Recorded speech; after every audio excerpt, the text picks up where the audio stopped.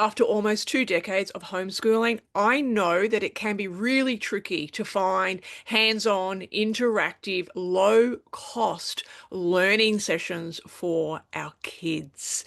But today, I am going to be joined by Jelena from Homeschool Hotline, who is providing our community with exactly that via her kids' learning portal.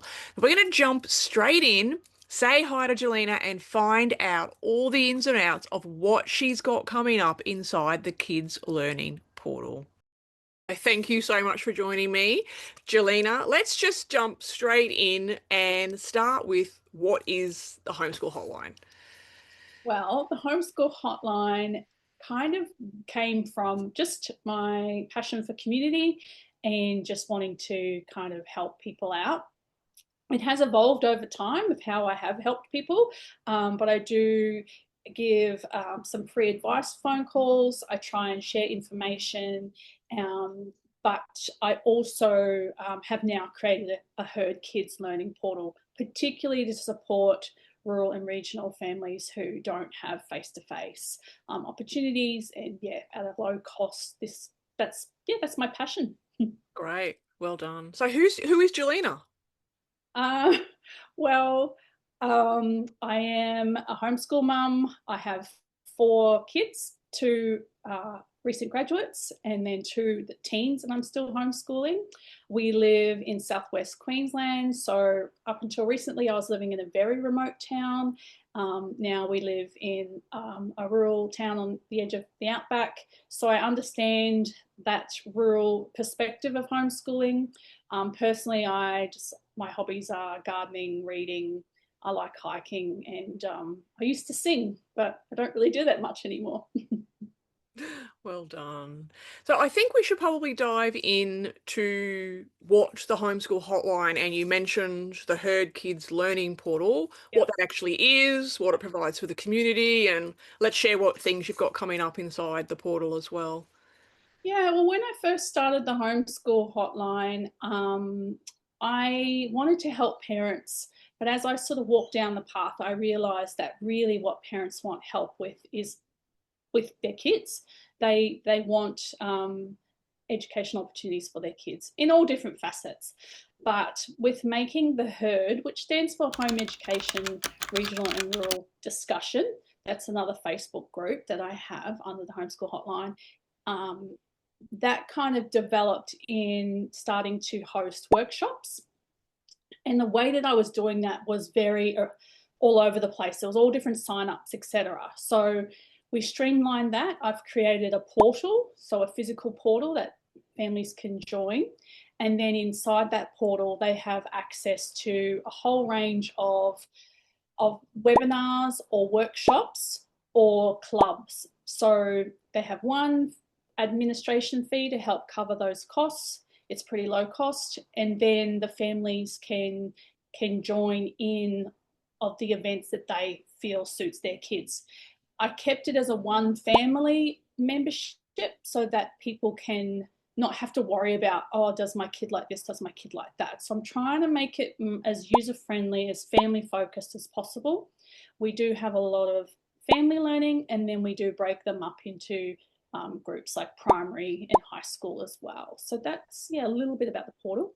Great. So I guess what I'm hearing, one of the main components is to take away, I mean, as homeschool moms, we can jump online and find all of these things, but Yep. that takes a lot of It's, time and mental energy and away from our kids. You're doing that for them. Yeah, that's yeah, well, there's lots of reasons. Like I do it for my own kids as well. Like in a lot of these places that are doing this webinars for us, you can access them through. Sometimes they have virtual excursions, etc. But what I'm trying to do is ask them if they can do an exclusive homeschool event for us as well. And so I feel like I have a talent for networking. I enjoy networking, and so I guess I can call it my little superhero talents that I thought I could share with everybody. And the reason why the portal works is because it kind of has that community feel where like we need numbers to host certain events. So that's how that works. Yeah. Well done.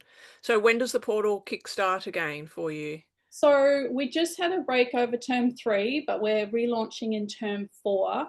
I only release them each term by term. I feel like parents then can opt in and opt out. They don't have to commit for a long time. So it's relatively new. We beta tested it, and families have given us feedback on that. So our next one starts in October at the end, towards the end. What we do is we have 8 weeks of live workshops, and but we also have a week prior where people can step into the portal and register for events, and then we have a week after where they can catch up on any recordings that might be there, or submit any extra student collaborative work that they want to do. So it's a 10-week program. Okay, so just to clarify, the families will find this via Homeschool Hotline by your Yeah. website? So Yes. yeah, I've posted it through because I already had a website.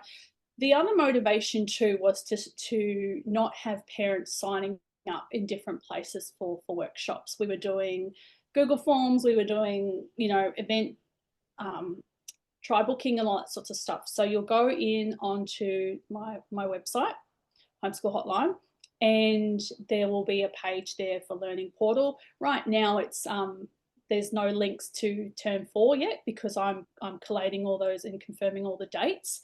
And then when I'm ready to open it up, people can just basically click on and register.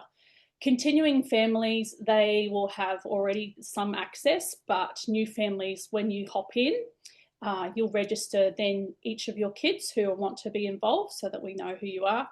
And then it's pretty self-explanatory once you get in there. Perfect. Great. Well, it sounds like quite a lot of work, but take a lot of that work off the shoulders of busy homeschooling mums. Is there anything else that you think that you should probably share about the portal with us today? Um, it's nationwide, so we have families from all across Australia. I'm really excited because we have Western Australian families as well, so we have that really nice feel. There's classes that the kids, or there's webinars that the kids are watching and learning from, and they're participating through like a chat. And then there are some where it's a little bit more casual, where they have a little bit more of that communication, like our Sketch Wednesday, where they're that's not formal classes. It's more of everyone getting together and drawing. So there is a balance between there.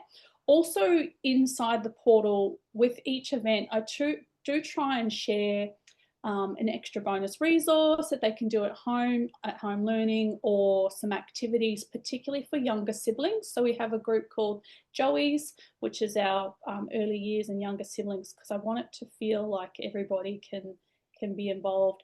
And I guess the most important thing is it's as much as you want and as little as you want. You do not have to be involved in everything. I don't want anyone to feel overloaded. I want it to be abundant, but I don't want anyone to feel like they have to do everything. The more as it grows, it will be more sustainable because we'll be able to pay for extra presenters. So some do it volunteer, some do it for free, and then I do pay some specialists as well, so that we have a broad range of activities. All right, so that is homeschoolhotline.com.au. Jump over there and you can get on the wait list for the kids portal, and Jelena will send you all of that information once she's got it ready to go. Thanks again, Jelena. Thanks so much, Kylie. I really appreciate it. Lovely to see you. You too. Bye.